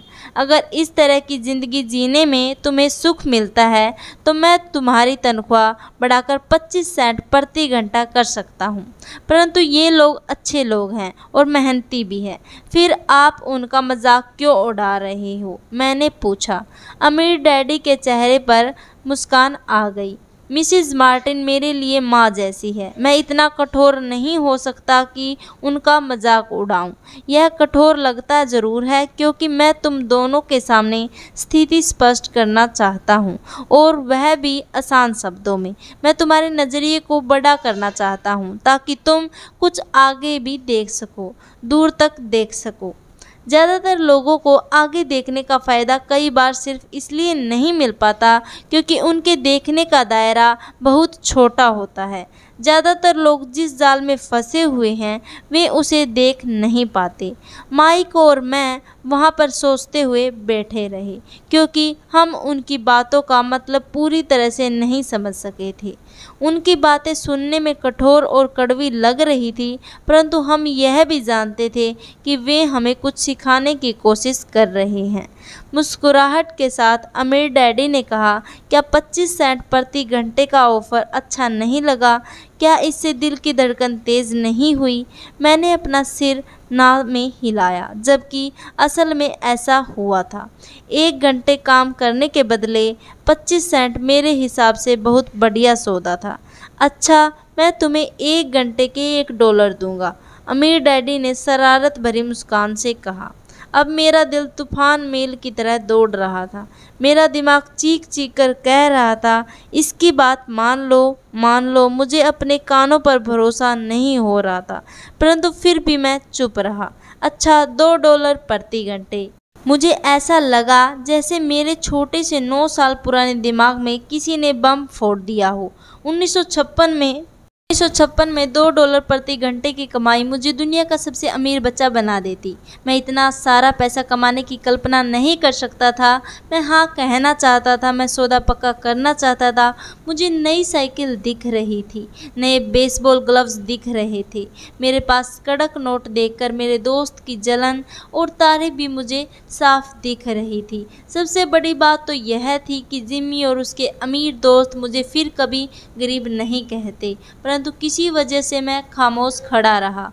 हो सकता है कि मेरे दिमाग में गर्मी बढ़ जाने से उसका फ्यूज उड़ गया हो, परंतु मन ही मन मैं $2 प्रति घंटे का ऑफर मानने के लिए बेताब था। अच्छा, $5 प्रति घंटे। अचानक मेरे अंदर शांति छा गई। कुछ था जो बदल गया था। ऑफर बहुत ही बड़ा था और मूर्खतापूर्ण लग रहा था।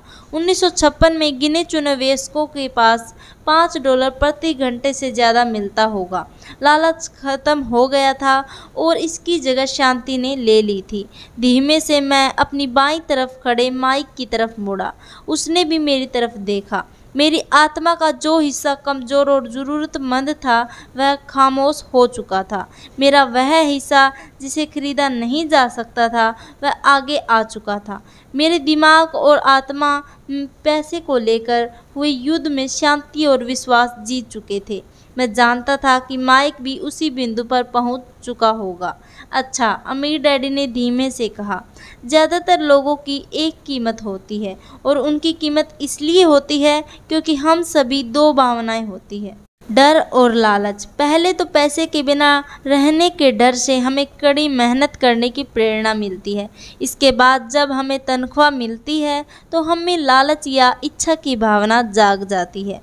पैसा होने पर हम उन बढ़िया चीज़ों के बारे में सोचने पर मजबूर हो जाते हैं जो उस पैसे से खरीदी जा सकती है। इस तरह हमारी ज़िंदगी का एक पैटर्न बन जाता है। किस तरह का पैटर्न? मैंने पूछा। सुबह जागने, काम पर जाने, खर्च करने, सुबह जागने, काम पर जाने, खर्च करने। लोगों की ज़िंदगी हमेशा डर और लालच इन्हीं 2 भावनाओं से चलती है। उन्हें अगर ज़्यादा पैसा दे तो वे इसी पैटर्न पर चलकर अपना खर्च बढ़ा लेंगे। इसी पैटर्न को मैं चूहा दौड़ कहता हूँ। क्या कोई दूसरा रास्ता भी है? माइक ने पूछा। हाँ, अमीर डैडी ने धीमे से कहा, परंतु इसे बहुत कम लोग खोज पाते हैं। और वह रास्ता क्या है? माइक ने पूछा। उसी रास्ते को तुम लोग काम करते हुए और मेरे साथ सीखते हुए खोज लोगे। मैं यही उम्मीद करता हूँ। इसी कारण मैंने तुम्हें पैसे देना बंद कर दिया। इस बारे में कोई संकेत तो दीजिए, माइक ने कहा।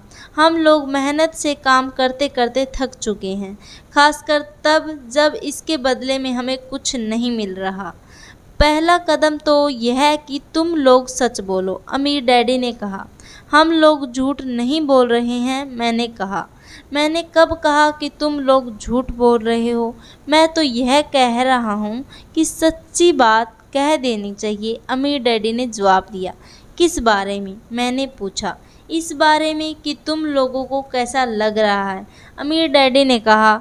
तुम्हें यह किसी और से कहने की ज़रूरत नहीं है, सिर्फ अपने आप से सच बोलो।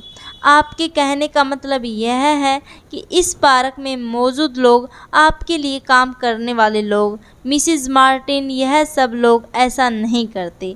मुझे ऐसा ही लगता है, अमीर डैडी ने कहा। इसके बजाय उन्हें हमेशा पैसा होने का डर सताता रहता है। उस डर का सामना करने के बजाय, सोचने के बजाय, ये लोग सिर्फ प्रतिक्रिया करते रहते हैं। इस दौरान वे दिल से काम कर लेते हैं, दिमाग से नहीं। अमीर डैडी ने अपने सिर पर उंगली ठोकते हुए कहा। फिर उनके हाथ में कुछ पैसे आ जाते हैं और उनमें खुशी, इच्छा और लालच की भावनाएं जाग जाती है और एक बार फिर वे दिमाग से सोचने की बजाय दिल से काम करने लगते हैं। तो वे दिल से यानी अपनी भावनाओं से सोचते हैं, माइक ने कहा। बिल्कुल ठीक, अमीर डैडी ने कहा। वे इस बारे में सच नहीं बताते कि उन्हें कैसा लग रहा है।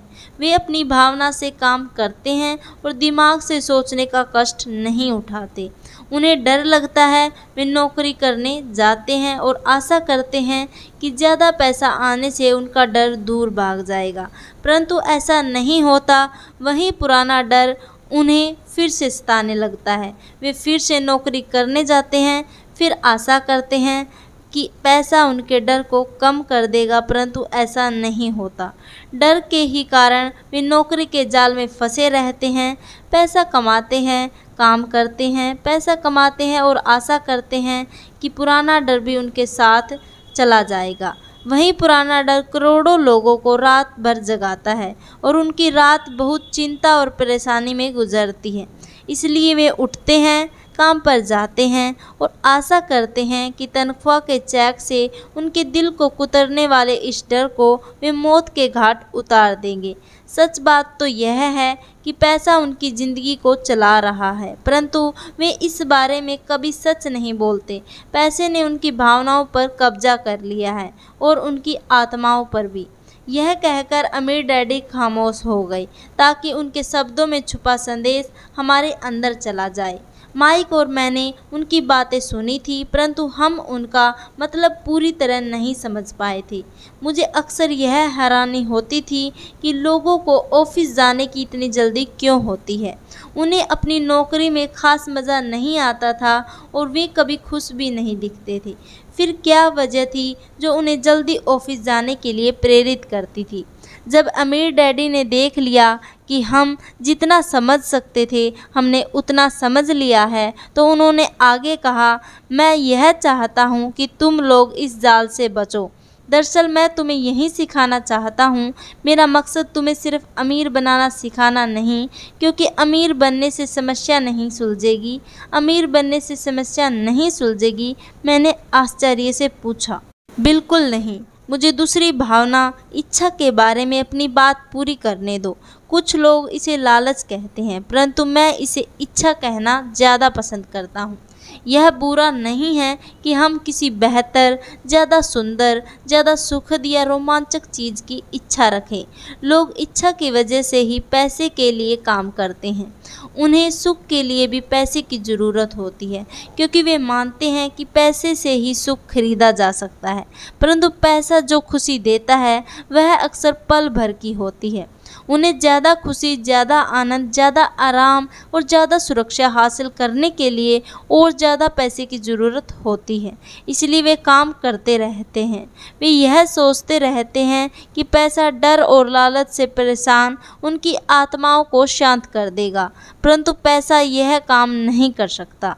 अमीर होने के बाद भी नहीं? माइक ने पूछा। हाँ, अमीर होने के बाद भी नहीं, अमीर डैडी ने कहा। दरअसल बहुत से अमीर लोग इच्छा के कारण नहीं बल्कि डर के कारण अमीर होते हैं। वे सचमुच सोचते हैं कि दौलत हो तो पैसे न होने का डर, गरीब होने का डर खत्म हो जाता है। इसलिए वे ढेर सारी दौलत जमा कर लेते हैं और तब जाकर उन्हें पता चलता है कि उनका डर और बढ़ गया है। उन्हें अब इसके खोने की चिंता सताने लगी है। मैं ऐसे दोस्तों को जानता हूँ जो बहुत सा पैसा होने के बाद भी काम में जुटे रहते हैं। मैं ऐसे लोगों को भी जानता हूँ जिनके पास आज करोड़ों की दौलत है, परंतु वे आज उससे भी ज़्यादा चिंतित और परेशान हैं जितने वे अपनी गरीबी के दिनों में थे। उन्हें इस बात का डर है कि वे अपनी सारी दौलत खो देंगे। अमीर बनने से पहले जो डर उन्हें सता रहा था, अब अमीर बनने के बाद वह बढ़ गया है। दरअसल उनकी आत्मा का कमज़ोर और ज़रूरतमंद हिस्सा अब और तेज़ी से चीख रहा है। वे अपने आलीशान बंगलों, शानदार कारों और उन ऐशो आराम की ज़िंदगी को नहीं खोना चाहते जो पैसे से खरीदी गई है। वे इसी चिंता में घुलते रहते हैं कि अगर वे कंगाल हो गए तो उनके दोस्त क्या कहेंगे। इसी चिंता की वजह से कई लोग तो न्यूरोटिक और कुंठित हो जाते हैं। हालांकि वे अमीर दिखते हैं और उनके पास पहले से ज़्यादा पैसा है। तो क्या गरीब आदमी ज़्यादा सुखी होता है? मैंने पूछा। नहीं, मेरे हिसाब से तो ऐसा नहीं होता, अमीर डैडी ने जवाब दिया। पैसे से दूर रहना भी उतना ही बड़ा पागलपन है जितना कि उसके पीछे भागना। उसी समय कस्बे का एक पागल हमारी मेज़ के पास से गुजरा और कूड़ेदान के पास रुककर उसमें कुछ ढूंढने लगा, जैसे उसे किसी ने समझाकर भेजा हो। चर्चा के इस मोड़ पर हम तीनों उसकी हरकतों को दिलचस्पी के साथ देख रहे थे, जबकि इससे पहले हमने उसे नज़रअंदाज किया होता। अमीर डैडी ने अपने पर्स में से $1 निकाला और उस पागल बूढ़े के पास आने का इशारा किया। पैसा देखते ही वह तत्काल चला आया। उसने पैसे के लिए और अमीर डैडी को ढेर सारी दुआएं दी और अपनी अच्छी किस्मत पर खुश होकर वह जल्दी से चला गया। इसमें और मेरे ज़्यादातर कर्मचारियों में बहुत अंतर नहीं है, अमीर डैडी ने कहा। मैं ऐसे बहुत से लोगों से मिला हूँ जो कहते हैं, अरे मुझे पैसों में कोई रुचि नहीं है, फिर भी वे हर रोज़ 8 घंटे की नौकरी पर जाते हैं। यह तो सच्चाई को नकारना है। अगर उन्हें पैसे में रुचि नहीं है तो वे नौकरी पर क्यों जाते हैं? इस तरह का चिंतन पागलपन का चिंतन है, उस कंजूसी भरे चिंतन से भी ज़्यादा पागलपन का जिसमें कोई आदमी पैसे पर कुंडली मारकर बैठा हो। जब मैं वहाँ अपने अमीर डैडी की बात सुन रहा था, तब मेरे दिमाग में यह ख्याल आया कि मेरे गरीब डैडी ने 1000 बार यह कह चुके थे, मुझे पैसे में कोई रुचि नहीं है। वे ऐसा अक्सर कहा करते थे। वे खुद की असली भावनाओं को छुपाने के लिए हमेशा यह कहते थे कि मैं इसलिए काम करता हूँ क्योंकि मुझे अपना काम बहुत पसंद है। तो हमें क्या करना चाहिए? मैंने पूछा। यही कि हम पैसे के लिए काम नहीं करें जब तक कि हमारे मन से डर और लालच की भावनाएं पूरी तरह से निकल जाए। नहीं, उसमें तो बहुत समय बर्बाद हो जाएगा, अमीर डैडी ने कहा। भावनाओं के कारण ही तो हम इंसान हैं, इन्हीं के कारण हमारी हस्ती है। भावना शब्द का मतलब है चलायमान ऊर्जा। अपनी भावनाओं के बारे में ईमानदार रहो। अपने दिमाग और भावनाओं का इस्तेमाल अपने समर्थन में करो, न कि अपने विरोध में। माइक ने कहा। अगर तुम्हें मेरी बात समझ में नहीं आई हो तो इस बारे में चिंता मत करो, आगे आने वाले सालों में तुम्हें इसका मतलब समझ आ जाएगा। अपनी भावनाओं पर प्रतिक्रिया करने की बजाय उनका विश्लेषण करने की कोशिश करो। ज़्यादातर लोग यह नहीं जानते कि वे अपने दिमाग से सोचने की बजाय अपने दिल की भावनाओं से सोचते हैं। आपकी भावनाएं तो आपकी रहेगी, परंतु आपको अपने दिमाग से सोचना भी आना चाहिए, क्योंकि दिमाग को सोचने के लिए ही बनाया गया है। क्या आप मुझे इसका कोई उदाहरण दे सकते हैं? मैंने पूछा। क्यों नहीं, अमीर डैडी ने जवाब दिया। जब कोई आदमी कहता है मुझे नौकरी खोजने की ज़रूरत है, तो इस बात की बहुत संभावना है कि उसकी भावनाएं फैसला कर रही है। इस विचार का असली कारण है पैसा न होने का डर। परंतु अपनी ज़िंदगी चलाने के लिए लोगों को पैसे की ज़रूरत तो पड़ती है, मैंने कहा। बिल्कुल पड़ती है, अमीर डैडी मुस्कुराए। मैं सिर्फ यह कह रहा हूँ कि उनके डर के कारण उनके मन में यह विचार आता है। मैं समझ नहीं पाया, माइक ने कहा। अमीर डैडी ने कहा, अगर आपके मन में पैसे की कमी का डर जाग जाए तो तत्काल नौकरी ढूंढने के लिए दौड़ मत लगाइए ताकि कुछ रुपयों के सहारे उस डर को मार दिया जाए। इसके बजाय आप खुद से यह सवाल पूछिए, क्या लंबे समय में इस डर का सबसे बढ़िया इलाज नौकरी है? मेरे ख्याल से इसका जवाब नहीं होता, खासकर जब आप किसी आदमी की पूरी ज़िंदगी को देखते हैं। नौकरी दीर्घकालीन समस्या का अल्पकालीन समाधान है। परंतु मेरे डैडी हमेशा कहा करते हैं, स्कूल में पढ़ो, अच्छे नंबर लाओ ताकि तुम्हें एक सुरक्षित और अच्छी नौकरी मिल सके। मैंने हड़बड़ी में बोल दिया। हाँ, मैं समझ सकता हूँ कि वे ऐसा क्यों कहते हैं, अमीर डैडी ने मुस्कुराकर कहा। ज़्यादातर लोग ऐसी ही सलाह देते हैं और ज़्यादातर लोगों के लिए यह एक अच्छा विचार होता है, परंतु लोगों की इस सलाह के पीछे भी डर छुपा होता है। आपका यह मतलब है कि मेरे डैडी ऐसा इसलिए कहते हैं क्योंकि वे डरे हुए हैं? हाँ, अमीर डैडी ने कहा। वे घबराए हुए हैं कि शायद तुम पैसा नहीं कमा पाओगे और समाज में फिट नहीं हो पाओगे। मुझे गलत मत समझना, वे तुम्हें प्यार करते हैं, तुम्हारा भला चाहते हैं और मैं सोचता हूँ कि उनका डर भी सही है। शिक्षा और नौकरी महत्वपूर्ण है, परंतु इससे डर का इलाज नहीं होगा। वही डर जो तुम्हें उन्हें सुबह उठाकर कुछ रुपए कमाने के लिए प्रेरित करता है, उसी डर के कारण वे तुम्हारे स्कूल जाने पर इतना जोर देते हैं। तो आपकी सलाह क्या है? मैंने पूछा। मैं चाहता हूँ कि तुम्हें पैसे की ताकत पर काबू पाना सिखाऊं। पैसे का डर तुम्हारे दिमाग से निकाल जाना चाहिए और यह स्कूल में नहीं सिखाया जाता। अगर तुम इसे नहीं सीखोगे तो तुम पैसे के गुलाम बन जाओगे। अब उनकी बातें मेरी समझ में आ रही थी। वे हमारे विचारों को ज़्यादा व्यापक बनाना चाहते थे। वे चाहते थे कि जो मिसिज मार्टिन नहीं देख सकती थी, उनके कर्मचारी नहीं देख सकते थे या मेरे डैडी तक नहीं देख सकते थे, वे देखने की योग्यता हम में आ जाए। उन्होंने जो उदाहरण दिए थे वे उस समय कठोर जरूर लग रहे थे, लेकिन मैं उन्हें कभी नहीं भूलता। मेरा नज़रिया उस दिन बहुत बड़ा हो गया था। अब मैं उस जाल को देख सकता था जो ज़्यादातर लोगों के सामने बिछा होता है। देखो, आखिरकार हम सभी लोग कर्मचारी हैं, हम केवल अलग अलग सत्रों पर काम करते हैं, अमीर डैडी ने कहा। मैं तुम लोगों से बस यही चाहता हूँ कि तुम लोग इस जाल से बचे रहो। डर और लालच, इन दो फंदों से बनने वाले जाल से। इनका इस्तेमाल अपने समर्थन में करो, अपने विरोध में नहीं। मैं तुम लोगों को यही सिखाना चाहता हूँ। मैं तुम लोगों को यह नहीं सिखाना चाहता कि ढेर सारा पैसा कैसे इकट्ठा कर लिया जाए। उससे डर या लालच को नहीं जीता जा सकता। अगर तुम्हें डर और लालच पर काबू पाना नहीं आता तो तुम चाहे कितने भी अमीर बन जाओ, असलियत में तुम एक बड़ी तनख्वाह पाने वाले गुलाम रहोगे। तो हम किस तरह इस जाल से बच सकते हैं? मैंने पूछा। गरीबी या पैसे की तंगी का खास कारण डर और अज्ञान होता है, न कि अव्यवस्था या अर्थव्यवस्था या सरकार या अमीर लोग।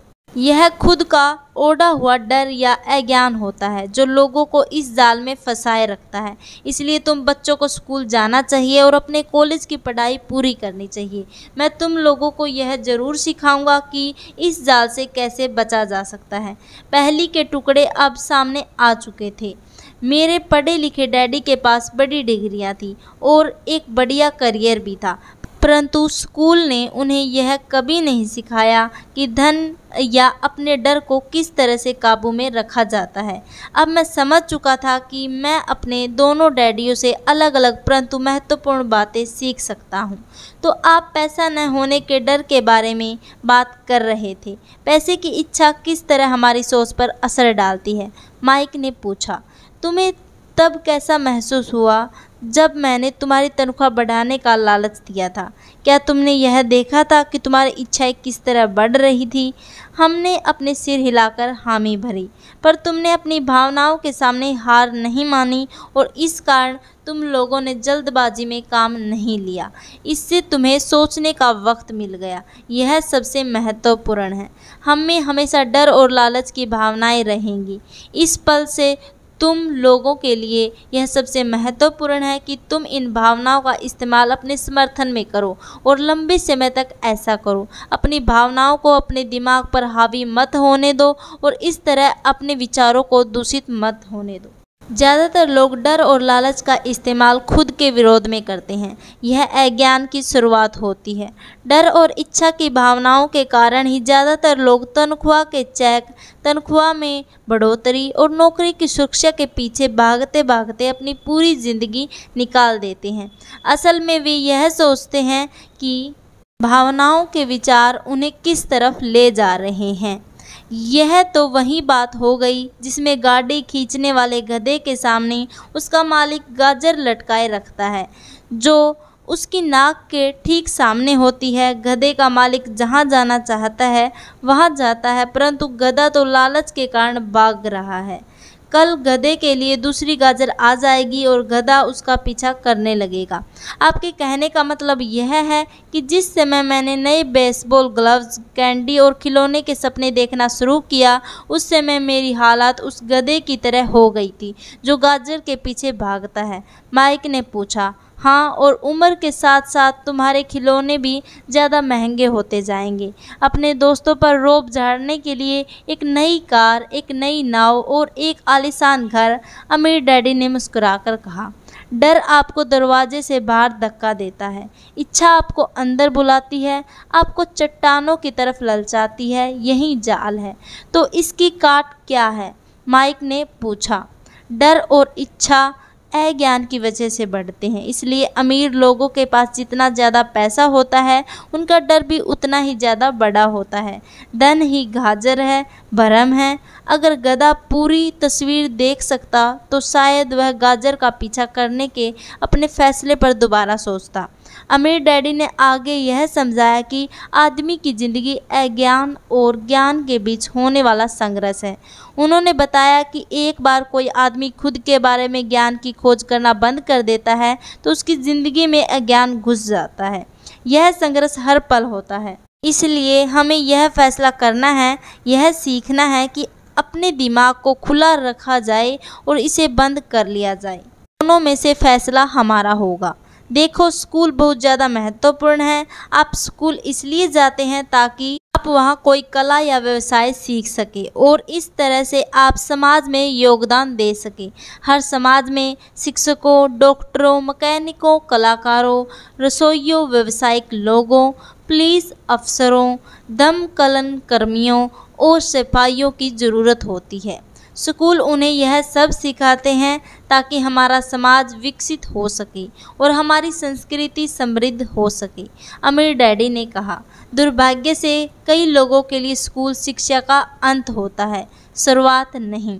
एक लंबी खामोशी छाई रही। अमीर डैडी मुस्कुरा रहे थे। उस दिन उन्होंने जो कहा था वह मैं पूरी तरह से नहीं समझ पाया था, परंतु ज़्यादातर महान शिक्षकों के शब्द सालों तक हमें सिखाते रहते हैं। उनके शब्द इसी तरह से आज भी मेरे साथ हैं। मैं आज थोड़ा निर्मम हुआ, अमीर डैडी ने कहा। एक वजह से निर्मम हुआ। मैं चाहता था कि तुम लोगों को आज की यह चर्चा हमेशा याद रहे। यह पैसे का अज्ञान ही है जिसकी वजह से इतना लालच और इतना डर पैदा होता है, अमीर डैडी ने कहा। मैं तुम्हें कुछ उदाहरण देता हूँ। एक डॉक्टर जो अपने परिवार को ज़्यादा खुशी देना चाहता है अपनी फीस बढ़ा देता है। उसकी फ़ीस बढ़ने की वजह से स्वास्थ्य सुविधाएं हर एक के लिए महंगी हो जाती है। अब इससे गरीब लोगों को सबसे ज़्यादा नुकसान पहुंचता है, इसलिए गरीब लोगों का स्वास्थ्य अमीर लोगों से ज़्यादा बुरा होगा। अब चूंकि डॉक्टरों ने अपनी फ़ीस बढ़ा दी है, इसलिए वकील भी अपनी फ़ीस बढ़ा देते हैं। चूँकि वकीलों ने अपनी फ़ीस बढ़ा दी है, इसलिए स्कूल के टीचर भी अपनी तनख्वाह बढ़वाना चाहते हैं, जिसके कारण हमारा टैक्स बढ़ता है और यह सिलसिला अनंत काल तक यूं ही चलता रहता है। जल्द ही अमीर और गरीब लोगों के बीच इतना भयानक अंतर हो जाएगा कि प्रलय आ जाएगी। एक और महान सभ्यता धराशायी हो जाएगी। महान सभ्यताएं तभी धराशायी हुई है जब अमीरों और गरीबों के बीच का फासला बहुत ज़्यादा हो गया। अमेरिका भी उसी रास्ते पर चल रहा है और इससे यह साबित होता है कि इतिहास अपने आप को दोहराता है, क्योंकि हम इतिहास से कुछ नहीं सीखते। हम केवल ऐतिहासिक तारीखें और नाम रटते हैं, उनके सबक को भूल जाते हैं। क्या कीमतें नहीं बढ़नी चाहिए? मैंने पूछा। अच्छी तरह से चल रही सरकार और एक शिक्षित समाज में तो नहीं। कीमतें दरअसल कम होनी चाहिए। जाहिर है कि ऐसा केवल सिद्धांत में ही हो सकता है। कीमतें अज्ञान से पैदा हुए लालच और डर के कारण बढ़ती है। अगर स्कूलों में धन के बारे में सिखाया जाए तो लोगों के पास ज़्यादा पैसा होता, बाजार की कीमतें भी कम होती, परंतु स्कूलों में सिर्फ पैसे के लिए काम करना सिखाया जाता है। पैसे की ताकत का इस्तेमाल नहीं सिखाया जाता। परंतु हमारे यहाँ बिजनेस स्कूल भी हैं, माइक ने पूछा। क्या आप मुझे अपनी मास्टर्स डिग्री के लिए बिजनेस स्कूल जाने के लिए प्रेरित नहीं कर रहे हैं? हाँ, अमीर डैडी ने कहा, परंतु अक्सर ऐसा होता है कि बिजनेस स्कूल ऐसे कर्मचारियों को प्रशिक्षित करते हैं जो परिष्कृत बीन काउंटर्स होते हैं। ईश्वर ही मालिक है। जब कोई बीन काउंटर बिजनेस संभाल ले, वे सिर्फ संख्या को देखते हैं, लोगों को निकालते हैं और बिजनेस का गला घोट देते हैं। मैं जानता हूँ, क्योंकि मैं बीन काउंटर्स में काम लेता हूँ। वे सिर्फ इतना ही सोचते हैं कि लागत कैसे कम की जाए और कीमत कैसे बढ़ाई जाए, जिससे बहुत सी समस्याएं पैदा हो जाती है। बीन काउंटिंग भी महत्वपूर्ण है। मैं सोचता हूँ कि ज़्यादा लोगों को इस बारे में जानना चाहिए, परंतु यह भी पूरी तस्वीर नहीं बताती, अमीर डैडी ने गुस्से से कहा। तो फिर क्या इसका कोई हल है? माइक ने पूछा। हाँ, अमीर डैडी ने कहा, सोचने के लिए अपनी भावनाओं का इस्तेमाल करना सीखो। अपनी भावनाओं के बहाव में आकर मत सोचो। जब तुम लोग मुफ्त में काम करने के लिए तैयार हो गए थे, तो तुमने अपनी भावनाओं को काबू में रखना सीख लिया था। तभी मैं समझ गया था कि तुम्हें उम्मीद की जा सकती है। जब मैंने तुम्हें ज़्यादा तनख्वाह का लालच दिया, तुमने एक बार फिर भावनाओं की बात नहीं मानी। तुम ताकतवर भावनाओं के बावजूद सोचना सीख रहे थे। यह पहला कदम था। यह कदम इतना महत्वपूर्ण क्यों है? मैंने पूछा। उनकी बातें उस दिन हमारी समझ में नहीं आ रही थी, परंतु सालों बाद जाकर मुझे यह समझ में आया कि यह बड़े पते की बात थी। वह देखना जो दूसरे नहीं देख पाते। जब वे अपने पिकअप ट्रंक में चढ़े तो उन्होंने कहा, काम करते रहो बच्चों, पर जितनी जल्दी तुम तनख्वाह की ज़रूरत को भूल जाओगे, तुम्हारी आगे की ज़िंदगी उतनी ही आसान हो जाएगी। अपने दिमाग का इस्तेमाल करो, मुफ्त में काम करो। जल्दी ही तुम्हारा दिमाग तुम्हें पैसे कमाने के दूसरे तरीके बता देगा। उन तरीक़ों से तुम इस नौकरी से ज़्यादा कमा लोगे। तुम ऐसी चीज़ें देख पाओगे जो दूसरे लोग कभी नहीं देख पाते। मौके उनकी नाक के नीचे होते हैं, फिर भी ज़्यादातर लोग इन मौक़ों को कभी नहीं देख पाते। इसका कारण यह है कि वे पैसे और सुरक्षा को ढूंढते रहते हैं, इसलिए उन्हें यही मिलते हैं। जिस वक्त तुम एक मौका भांपने में कामयाब हो जाओगे, उसके बाद तुम ज़िंदगी भर मौका भांप सकते हो। जिस वक्त तुम ऐसा कर लोगे, मैं तुम लोगों को कुछ और बातें सिखाऊंगा। इस बात को ध्यान से समझ लो ताकि तुम जिंदगी के सबसे बड़े जाल से बच सको। वह टार बेबी तुम्हें कभी नहीं छू पाएगी। माइक और मैंने स्टोर से अपनी चीज़ें उठाई और मिसिज मार्टिन से गुड बाय कहा। हम वापस पार्क गए, उसी पिकनिक बेंच पर बैठे और वहाँ घंटों तक सोचते रहे और बातें करते रहे। हमने अगला हफ्ता स्कूल में इसी बारे में सोचते और बातें करते हुए बिताया। 2 सप्ताह तक हम लोग सोचते रहे, बातें करते रहे और मुफ्त में काम करते रहे। दूसरे शनिवार के आखिर में मैं मिसिज मार्टिन से दोबारा गुड बाय कह रहा था और कॉमिक बुक स्टैंड को ललचाई नज़र से देख रहा था। हर शनिवार 30 सेंट न मिलने में सबसे दुखद बात यह थी कि मेरे पास कॉमिक्स खरीदने के लिए बिल्कुल भी पैसे नहीं होते थे। अचानक जब मिसिज मार्टिन ने मुझे माइक और गुड बाय कह रही थी, मैंने उन्हें एक ऐसा काम करते देखा जो इसके पहले कभी नहीं देखा था। मेरा मतलब है, मैंने इसके पहले उन्हें ऐसा करते देखा तो था, पर उस पर ध्यान नहीं दिया था। मिसिज मार्टिन ने कॉमिक्स के पहले पेज को आधा काटा और उसे संभालकर अपने पास रख लिया। बाकी की पुस्तक को उन्होंने एक बड़े से भूरे कार्डबोर्ड के डिब्बे में डाल दिया। जब मैंने उनसे पूछा कि वे इन कॉमिक्स का क्या करती है, तो उन्होंने कहा, मैं उन्हें फेंक देती हूँ। जब वह नई कॉमिक्स लाता है तो मैं ऊपर के आधे कवर को क्रेडिट के लिए कॉमिक्स बुक डिस्ट्रीब्यूटर को दे देती हूँ। वह 1 घंटे में आने ही वाला है। माइक और मैंने 1 घंटे का इंतज़ार किया। जल्दी ही डिस्ट्रीब्यूटर आया और मैंने उससे पूछा कि क्या हमें कॉमिक्स मिल सकती है। इस पर उसने जवाब दिया, आपको मिल सकती है अगर आप इस स्टोर में काम करते हैं और अगर आप यह वादा करें कि आप उन्हें दोबारा नहीं बेचेंगे। हमारी पार्टनरशिप एक बार फिर कायम हो गई थी।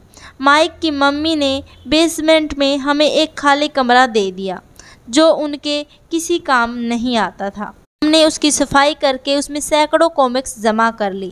जल्दी ही हमारी कॉमिक्स लाइब्रेरी लोगों के लिए खोल दी गई।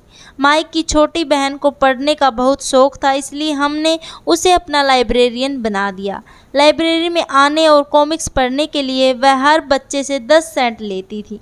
स्कूल ख़त्म होने के बाद हर दोपहर 2:30 से 4:30 बजे तक लाइब्रेरी खुलती थी। पड़ोस के बहुत से बच्चे इसके ग्राहक बन गए थे और वे जितनी कॉमिक्स पढ़ना चाहते थे 2 घंटे में पढ़ सकते थे। यह उनके लिए बहुत बढ़िया सौदा था, क्योंकि एक कॉमिक्स की कीमत 10 सेंट होती थी और 2 घंटे में वे 5 या 6 कॉमिक्स पढ़ लेते थे। माइक की बहन लौटते समय बच्चों की तलाशी लेती थी और यह देख लेती थी कि वे अपने कपड़ों में कॉमिक्स छुपाकर तो नहीं ले जा रहे। वह इस बात का रिकॉर्ड भी रखती थी कि हर रोज़ कितने बच्चे आए, उनका नाम क्या है और उनके सुझाव क्या थे। माइक और मुझे 3 महीने तक हर हफ्ते $9.5 का औसतन लाभ हुआ।